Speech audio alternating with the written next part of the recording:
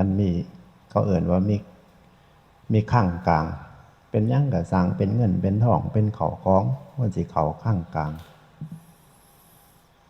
แบบสบู่ยาสีฟันของใส่ของซอยแต่ละ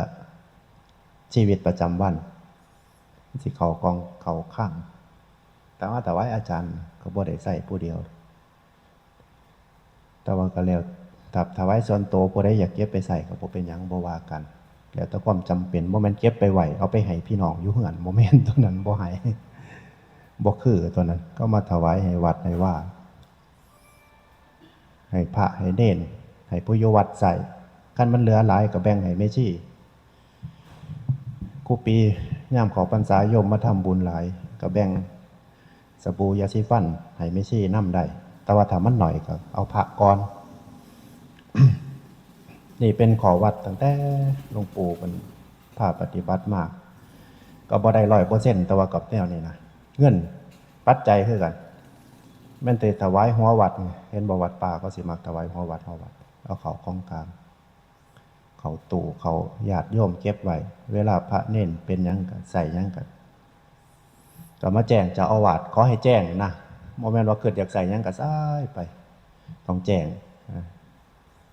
ว่าสิใส่นั่นซื้อนั่นใส่นี่ก็ใส่ก็บ่ว่าจำเป็นในวัด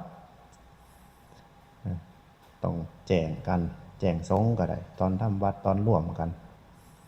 หรือแจ้งเจ้าอาวาสก็ได้ผู้ดูแลนี่คือขอวัดนี่คือขอปฏิบัติครูบาอาจารย์พาเฮ็ดพาทำบริหารนั่นล่ะให้ผู้อยู่เรื่องเถื่อมันปู่ผมว่าเจ้าอาวาสมันเต็มอยู่ของลูกศิษย์แล้วบ่มีจักแนวคือมันก็เลยเป็นบ่เกิงกันมันก็เลยว่าเอกลาภเกิดขึ้นในวัดก็เลยให้เข้ากองกลางเป็นน้ำปนะอาหารเห็นบ่ไปบิณฑบาตมาก็ไปโฮมกันเด้บ่ได้เอาไปเอามันเด้ไปโฮมกันไม่ออกจัดไม่ชี้จัดแต่งเรียบร้อยแล้วก็พระไปรับตามศีลนะพระรับก่อนแล้วก็ไม่ชี้แล้วก็ญาติโยมผู้ปฏิบัติธรรมรับตามศีลที่เจ้าของเพศตามเพศถือศีลนั่นล่ะถ้าเพศพระก็ถือศีล227ถ้าเพศชีก็ถือศีล8ถ้าโยมก็ถือศีล5ก็ไล่กันไปโยมนี่บ่ทำกันไปเข้าก่อนเข้าหลังบางเทื่อโยมเขาก็ให้ผู้เฒ่าก่อนผู้คนมีความหูนอบน้อมมีความอันนั้นกับผู้เฒ่าให้เกียรติผู้มีอายุนี่ก็ถ้ำเฮ็ดน้ำถ้ำจังสีนี่มากก็จะได้กินวัดครูองค์ครูคนแล้วผู้ใดกินได้ก็ลองเบิ่งให้ก็สิให้ไม่ชี้แล้วก็ไปเฮ็ดให้ขึ้นมาถวายพระเนี่ยมื้อเช้าผู้ใดมักปลูกก็ปลูกสมุนไพรเลยได้หลายปลูกโลดดินงามปัญญังล่อรถนั่นเห็นอยู่บ่รถทหารเอามากองไว้บักลายนั่นน่ะเอามาว่างแล้วก็เอาดินใส่ปลูกใส่ปุ๋ยขึ้นไหนก็งามตอนแล้วสมุนไพรผักเก็บขึ้นโต๊ะว่านี่ผักสมุนไพรอีหยังที่มันเป็นผักกันนะกินกับหยังก็กินนะแต่ว่าอยู่นี่ไม่ใช่ไม่ใช่โยมแม่อาจารย์เราบ่ดูเราบ่ได้เป็นเกษตรกรเราบ่ดูบ่ได้กินน้ำเราจักเทื่อแต่กินแต่แนวเราดูหรอว่าก็ได้อาศัยเรานั่นแหละแต่ว่าแนวเราบ่ดูคือผักนางอ่างหญ้าเราบ่ดูปลูกบ่ดูเห็ดเนี่ยมื้อเช้าแจ้งมาจังซี่ก็ปั้นมาถวายพระอยู่ศาลาถวายพระอย่าไปหาแต่อาจารย์หาถวายพระโหลดพระเพิ่นก็สิเอาไปให้แบ่งกันเองหรอกใส่ถุงเพื่อสุขภาพรักษาสุขภาพกินแนวที่มันมีประโยชน์ทั่วยังก่อทั่วหาสีทั่วยังทั่วหาสีนี่เข่าบ่นี่ลูกเดือยเห็ดเบิงเอาไปปั่นเบิงเด้อโยมปอกเอาไปปั่นเบิงสมเบิงปั่นได้มือละจักแก้วเอามาถวายพระเหลือจะคล้องก็กินประโยชน์ถั่วใส่อย่างละเล็กละน้อยใส่เข่าน้ำอยู่บ่รู้ใส่ถึงจะถั่ว เออเออต้องให้ผู้หญิงเฮ็ดของแนวนี้เฮ็ดมาถวายพระเพิ่นเอาบุญน้ำกันเออดีอยู่หาแนวเกิดแนวมีประโยชน์มาถวายพระใครก็เอายาสูบมาถวายพระอยู่ บางคนก็เอายาสูบมาถวายพระเอาเป็นมะเร็งได้พระคุณเจ้าเอาถวายหลายๆ ขังโบราณเขาเฮ็ดกัน สมัยใหม่กูเมื่อนี่ก็เลยถวายแนวบ่ดีแนวบ่เป็นประโยชน์บ่ถวายดีกว่าไม่สิถือกฎหมายก็อย่าถวายดีกว่าถวายแนวมันเป็นประโยชน์ดีถวายสิ่งที่เป็นประโยชน์ครูสอนอยู่ไสสอนอยู่บ้านใดนะเกษียณแล้วบ่เกษียณจักปีละอ๋อคือแนมเบิ่งคือจังบ่ฮั่นคือเกษียณซั่นดอก60 กว่าปีกันเกษียณ60 กว่าปีลูกเกษียณ50 กว่าบ่ลูกเกษียณ60ตามอายุอยู่บางคนตำรวจเขาเกษียณก่อนเฮือนนี่55เขาก็ลีเขาก็ออกก่อนบางคนตัดสินใจออกก่อนเบื่ออิ่มตันเงินเดือนก็ตันทางก็ตันนะพอเราเวถอยก้นก็ออกไปเฮ็ดหัวเฮ็ดสวนพอได้ออกกำลังกายบางคนก็มักบางคนก็เที่ยวเกษียณแล้วเอาเงินออกรถคันหนึ่งรถบ้านรถยังก็ไปเที่ยวน้ำผัวน้ำเมียก็มีไรกันเลยเที่ยวหลอบประเทศเขามีเงินเดือนเนาะไปหาเที่ยวมองหันมองนี่กางเต็นท์นอนใส่ชีวิตไปบางคนก็เฮ็ดหัวเฮ็ดสวนอยู่น้ำลูกน้ำหลานไปใช่บรรปลายชีวิตอยู่น้ำเหือนน้ำสานเฮ็ดนั่นเฮ็ดนี่เขาได้ออกกำลังกายอย่าสิไปลงทุนเฮ็ดธุรกิจเท่าๆล่ะใส่ชีวิตไปบ่กี่ปีแล้วมันสิยากกว่ามันสิลำบาก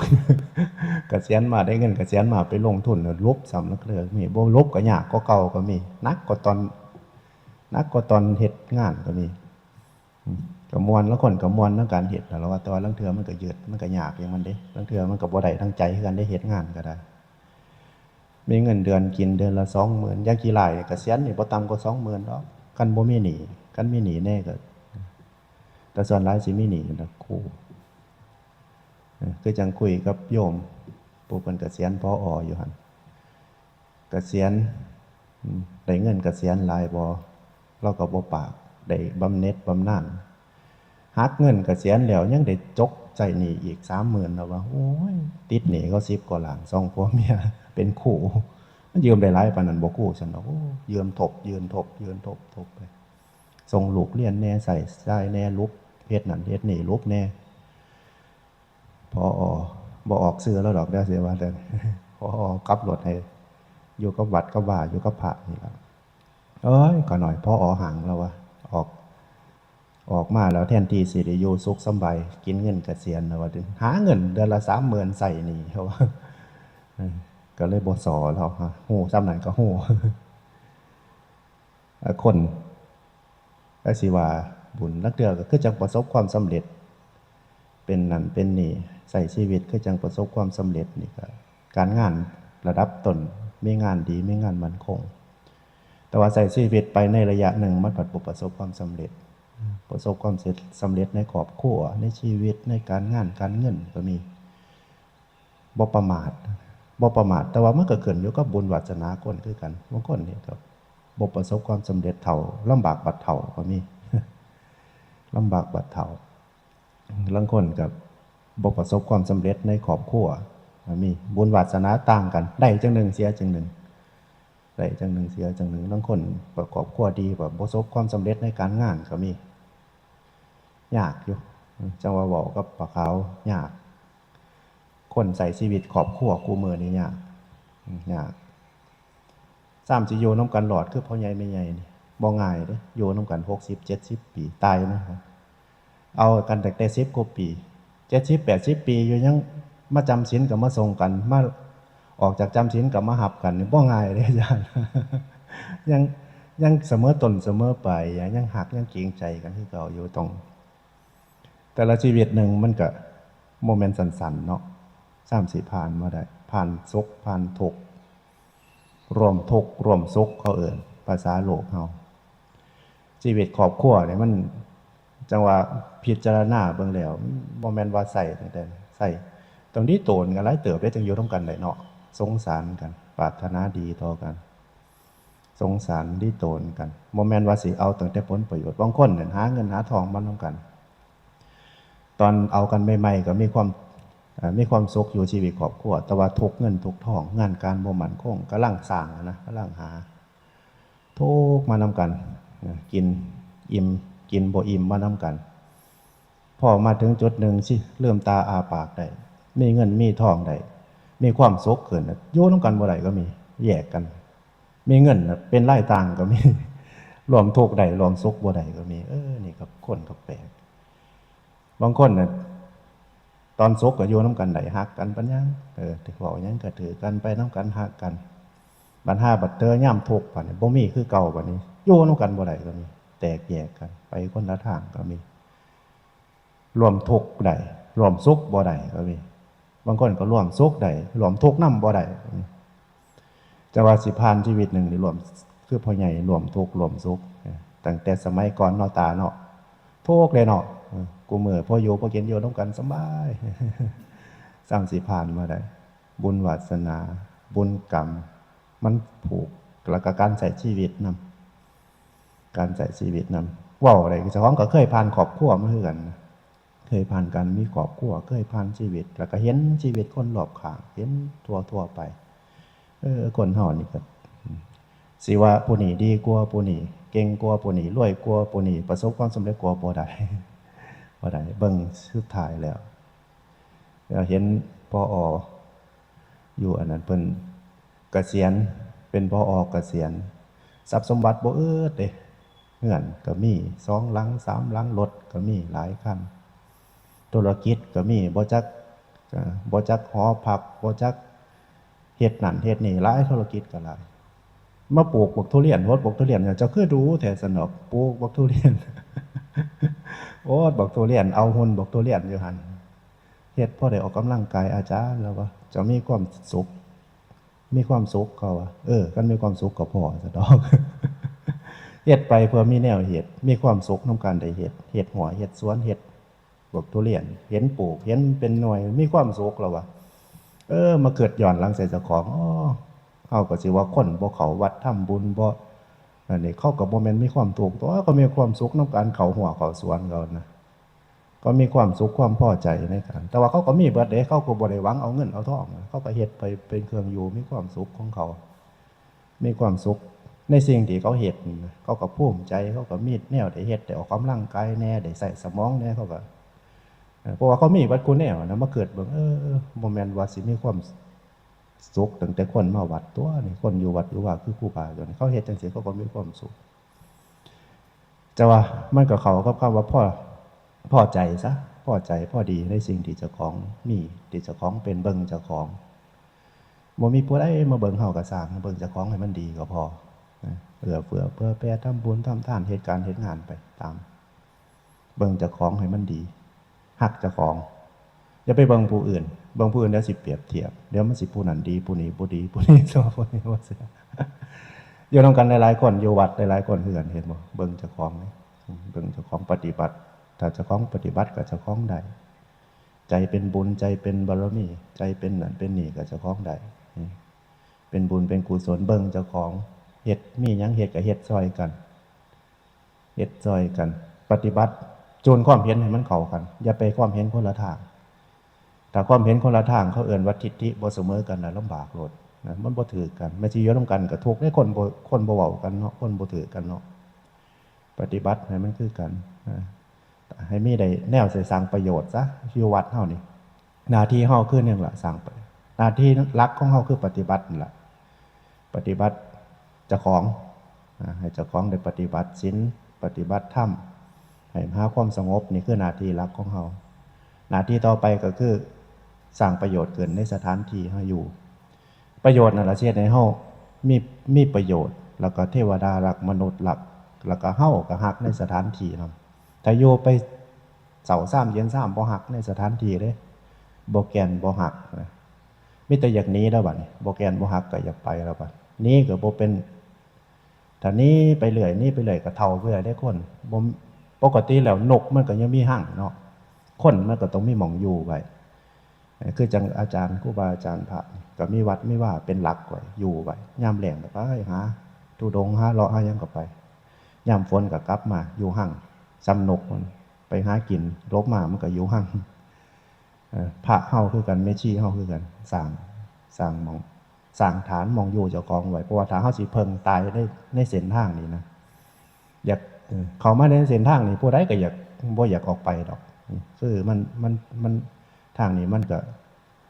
ก็เป็นเส้นทางหนึ่งของทางเลือกของคนนะของคนสร้างประโยชน์ในวัดในว่าให้มันประโยชน์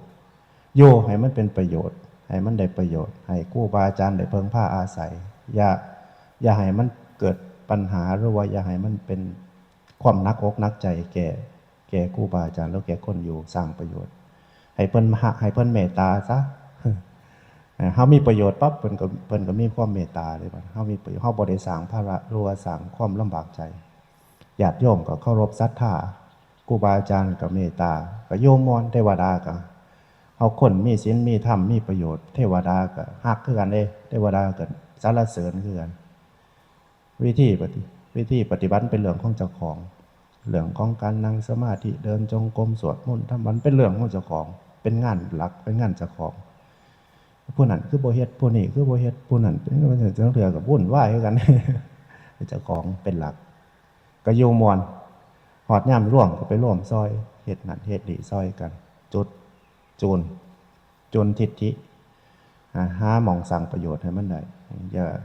เฮ็ดนั่นเฮ็ดนี่สังเกตบ่มีหยังงานของเฮาบ่มีหยังหลายดอกวัดว่าอารามนี่คือเรื่องละญาติโยมมาฮู้จักปฏิสันถานจักปฏิสันถานจักต้อนรับจักขอวัดเจ้าของนะเป็นเจ้าอาวาสวัดกุคนได้บ่แม่นแต่อาจารย์ผู้อยู่นี่เป็นเจ้าอาวาสวัดกุคนคือเป็นเจ้าสถานที่นะแขกไปไทยมาคือญาติโยมมาทำบุญเฮาก็ฮู้จักต้อนรับฮู้จักปฏิสันถานฮู้จักพูดจักเพื่อเป็นมารยาทนะจักบางคนก็เห็นบ่จักนบจักว่าบางคนบ่ฮู้จักนบจักไหวมากเห็นเขาไหวตื่นอู้เพิ่นคือไหวเฮาวะละคนพ่อใหญ่แม่ใหญ่บ้านเฮาบ่เคยเข้าสังคมมาวัดมาว่ามีตั้งแต่ถือกระตาหมากไปเว้าเพื่อนกันมาเห็นหวังเขาอันนี้ตื่นอุ้ยเพิ่นไหวเฮาตื่นผู้โวเพเวจักเคารพพระสงฆ์เน้นชี้เคารพให้เกียรติเคารพเอาบุญนี่คืองานศาสนาญาติโยมก็เป็นอุบาสกอุบาสิกาเขาเรียกว่าเป็นพุทธบริษัทเป็นผู้สนับสนุนนักบวชเป็นผู้สนับสนุนวัดว่าครูบาอาจารย์หรือว่าผู้อยู่วัดอยู่บ้านสนับสนุนให้งานศาสนามันขับเคลื่อนไปโดยความเจริญโดยความโศกกันละโมเมนต์สัมบาโดยความโศกเพราะว่าญาติโยมมันเขามีโอกาสหาเงินหาทองโอกาสหาทรัพย์สมบัติเขาก็แบ่งทรัพย์สมบัติส่วนหนึ่งเพราะเขาบ่ลำบากมาสนับสนุนให้งานขับเคลื่อนไปบ่มีอาหารบอกบ่มีนั่นมีนี่บอกพอดีเด้อย่าสิเกินไปถ้าเกินไปก็หลงเฮือนอีกเด้อันนั้นก็อาจารย์อันนี้ก็อาจารย์เอาไปอาจารย์หลงเฮือนเด้อันนั้นก็ดีอันนี้ก็ดีอันนั้นก็ใส่ตะก้องดีๆแล้วก็หลงเฮือนพอดีพองามบางเทื่อก็เฮ็ดบ่ให้พระเสียเฮือนเฮ็ดบ่ให้พระเสียเฮาเกินอยู่กับเฮาคือกันเด้บางเทื่อรับไปรับมาก็หลงมีแต่เอานะบ่ได้ให้จักเทื่อเป็นพระนี่ภาวนาบ่ดีนี่หลงเด้เห็นได้ซ่องหลายๆนี่ก็ยามเหมือนกันเด้ได้ยามถ้าภาวนาดีๆก็บ่เป็นหยังดอกสำนึกสำเนียกอยู่ตลอดเวลาได้มาก็สร้างประโยชน์แต่ว่าถ้าได้มาสนองตัณหากิเลสเจ้าของก็หลงคือกันหลงแล้วก็มันก็หล่อแหลมต่อการผิดศีลผิดธรรมก็เจริญนั่นแหละโยก็มีความสุขสงบสุขผู้อยู่ก็สุขผู้มาเห็นก็สุขก็วัดว่าก็เจริญพุทธศาสนาก็เจริญมันก็เจริญไปนำกันบ่แม่นว่าเจริญตั้งแต่ผู้อยู่วัดว่าศาสนาเจริญมันก็เป็นที่พึ่งของคนได้เป็นที่พึ่งของสัตว์สัตว์สาว่าสิ่งพูดผีปีศาจเทวบุตรเทวดาได้เพิ่งวัดนั่นแหละถามมันเป็นบุญในวัดในว่าถามมันเป็นบุญถามมันเป็นความเจริญคนก็ได้เพิ่งสัตว์ก็ได้เพิ่งเทวดาพูดผีปีศาจก็ได้เพิ่งเฮ็ดบ่เอามาทำบุญบ่ได้เฮาก็ให้อุทิศให้ เจ้ากรรมนายเวรผู้ผีปีศาจอหย่างนี้บ่เจ้าที่เจ้าทางให้บ่ได้เพิ่งเบิดแล้วถ้ามันเป็นบุญ จังว่าให้เจ้าใจเหลืออยู่นํกัน ปีนี้สิจำพรรษานํกันก็สิกันพระก็สิ5รูปถ้าบ่มีหยังเปลี่ยนแปลงท่านแม่ชี4คนชี้โกนหัว3ชี้บ่โกนหัว1 ย่อมปอกเราบ่โกนหัวแล้วบ่โกนหัวก็บ่เป็นหยังแม่ชีนี่ก็จัดอยู่ในอุบาสิกาคือกันเด้เพราะว่าในศาสนาเฮาบ่มีกฎหมายหรือว่าบ่มีรองรับแม่ชีที่จัดอยู่ในอุบาสิกาผู้ออกจากเรือนมาอยู่วัดปรงผมใส่ชีวิตคือพระแต่ว่าจัดอยู่ในอุบาสิกาสำโยมรักษาศีล5คืออยู่บ้านแต่ว่าโยมผัดอยู่บ้านอยู่เรือนอยู่ถ้าอยากให้งามแม่ชีนี่ต้องไปศึกษาเสขียวัตรนำแม่ชีมีเสขียวัตรนี่สิงาม75ข้อศีลนอกจากศีล8นี่มีเสขียวัตรของภาคสุดท้ายไปเปิดหนังสือเบิ่งเปิด Google เบิ่งเสขียวัตร75ข้อปกติแม่ชีเขาสิรักษาพวกเขาปฏิบัตินะมีการเขาเอิ้นมารยาทของกษัตริย์นำมาใส่กับพระจัดอยู่ในศีล227ข้อของพระ75ข้อสุดท้ายเขาเอิ้นเสขียวัตรกษัตริย์เพิ่นสิใส่เท่านั้นการกินการใส่ชีวิตนี่ล่ะการพูดการจาการรับประทานการนุ่งห่มการต่างๆนี่ล่ะมันสิเป็นเสขียวัตร75ข้อกษัตริย์มันเป็นข้อกฎของกษัตริย์เขาฝึกกันรัชกาลที่4เพิ่นมาบวชเพิ่นเอาตัวนี้มาใส่เพิ่นเอาข้อปฏิบัติของกษัตริย์มาใส่ให้พระปฏิบัติคือมีมารยาทคือกษัตริย์นะมันก็เลยมีเสขียวัตรขึ้นมาจังหวัดพ่อใหญ่คึกฤทธิ์เล่าเว้าถูกเด้ศีลของพระจริงๆมี150ข้อรัชกาลที่4เอาเสขียวัตรมาเสริมเป็น227ข้อมันเป็นข้อปฏิบัติของกษัตริย์ของพวกกษัตริย์75ข้อตอนกินห้ามแก้มตุยตอนยังนั่นเห็นบ่เจ้าปุสุรุนั่นเข้าห้องน้ำก็มีเด้ศีลตัวนี้วิธีเข้าห้องน้ำวิธีปฏิบัติตอนเข้าห้องน้ำเสียงสั่นใส่เสียงในห้องน้ำก็มีเลยศีลพระวินัยซะเสกียวว่าการเข้าห้องน้ำคนเมื่อคนย่างมาเข้าห้องน้ำอยู่บางเทื่อเฮาอยากให้สัญญาณให้คนหูเฮาสิเฮ็ดจังไดเห็นบ่เสียงในห้องน้ำสิจังไดการรับประทานการเคี่ยวการคบการชั้นอาหารย่ำจังไดอย่าให้แก้มปุยอย่าให้มันบุบมันค่ำใหญ่นะเวลาตักสอนตักแกงมาอย่าสิอ้าปากฮับแนวนี้นะให้หอยไก่จังอ้าก่อนมันสิมีวิธีปฏิบัติก็เอิ้นเสขียวัตรศึกษามันก็สิฮู้ดอกถ้าบ่ศึกษาก็บ่ฮู้แล้วกินอยู่ก็เว้าโอ้คำเขาฝงออกจากปากสำรวมก็เอิ้นสมณะสารูปถ้าไม่ใช่ปฏิบัติได้งามไปไสก็งามปฏิบัติสำรวมมีสตินั่นน่ะฝึกสติไปนำเฮ็ดให้มันงามบ่ได้เฮ็ดเพื่อเอาแผ่เอาชนะเอาดีเอาเด่นก็ผู้ใดดอกเฮ็ดให้มันงามเฮ็ดให้มันสบายใจเฮ็ดให้มันเกิดความศรัทธาต่อคนพบเห็นห่วยชีวิตข่อยก็เสียจังได้กระเรื่องของข่อยตัวเจ้าสิยากนั้นของข่อยเอาเจ้าก็เป็นพระเป็นชีเป็นนักบวชเนาะยามมื้อเช้าเจ้าก็บิณฑบาตไปขอเขาน้ำโยมอยู่สิเอาแต่ใจเจ้าของก็บ่ได้เฮ็ดบ่งามเขาก็บ่ศรัทธาเขาก็บ่ใส่บาตรให้กินบางเทื่อบ่กินหม้องนี้ก็หนีหม้องใหม่เท่านั้นไปโยพุ่นว่าก็เลยกลายเป็นคนพาลไปเลยกลายเป็นคนพาลบ่เป็นคนบ่ปฏิบัติเป็นคนพาลเอาแต่ใจเจ้าของไปอยู่ไสก็บ่ได้เปลี่ยนวัดอันเขาเอิ้นว่าอิหยังก็อันวัดชื่อวัดเพิ่นวัดป่าเล่ร่อนวนารามเพิ่นว่าปีละวัดบ่แม่นว่ายึดมั่นบ่แม่นว่าปล่อยว่างเด้มันอยู่นำเขาบ่ได้อยู่นำหมู่บ่ได้อยู่นำโยมบ่ได้อยู่นำพระบ่ได้ก็เปลี่ยนไปปีละวัดอยู่บ่พอใจก็หนีวัดนี้บ่ดีบ่สัพพยะบ่ถูกเพิ่นว่าไปแล้วบ่เบิ่งเจ้าของปรับอยู่ไสกับปรับเป็นหญ้าได้เติบอยู่เด้จังเห็นตัวนี้บางคนก็ไปหาตีไปหาวัดนั่นก็ตีวัดนี้ก็ตีอาจารย์องค์นั้นก็ตีองค์นี้ก็ตีก็เลยเป็นปีละวัดไปเลย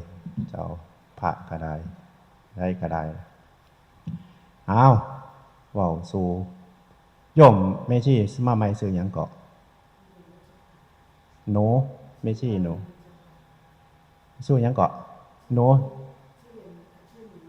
แม่ชีหนูอายุ50 ปีว่าติรุ่นเดียวกันกับโยมปอกบวชอยู่ก็ตั้งใจอยู่ตั้งใจอยู่ตั้งใจปฏิบัติอยู่นี่อาจารย์บ่มีกฎระเบียบอิหยังหลายดอก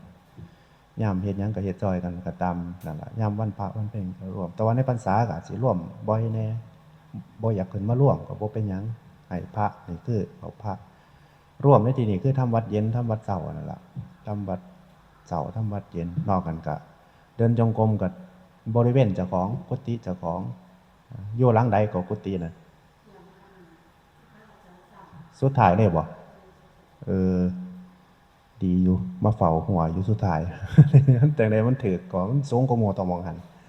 เป็นหลังแรกที่อาจารย์เฮ็ดอาจารย์สิเฮ็ดให้โยมพออยู่กุฏิหลังนี้มันเลยใหญ่กว่าหมู่เฮ็ดใหญ่กว่าหมู่แน่อยู่เด้น้อยหนึ่งกว้างกว่าหมู่กว้างกว่าหมู่เฮ็ดให้โยมพออยู่เราบ่อยู่ได้2-3ได้อาทิตย์นึงมั้งแล้วก็ย้ายไปอยู่ขัวคือเขาแล้วมันว่าให้เรามาเฮ็ดอยู่แก่นี่แม่หันอยู่แก่ทั้งหน้าพุ่นพ่อมาอยู่แก่นี่ซั่นเนาะอยู่คนละแก่ซั่นเนาะ เราบ่อยู่ก็เลยได้มาเป็นกุฏิแม่ชีเบิด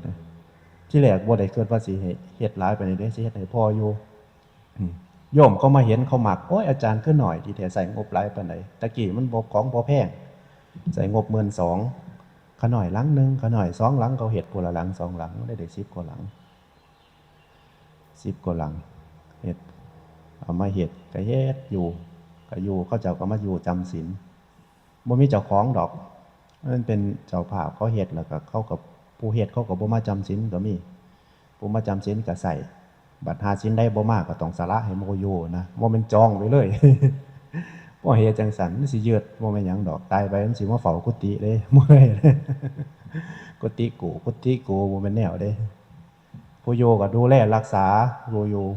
ผู้ไปก็ต้องไปอย่าสิลบมากก็กุฏิก่อยเจ้านี้เด้ว่าสิว่าโอ้ยมันสิเป็นของวัดบ่แนวนั้น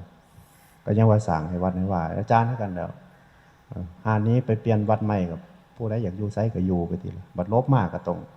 สิมาไล่ผู้เก่าเขาหนีมันก็สิคือบ่เนาะมันก็ห่วยบ่ซ้ำกันเฮือนเจ้าของแล้วมาเฮ็ดไว้แล้วลบมากก็ยังมาหวงอยู่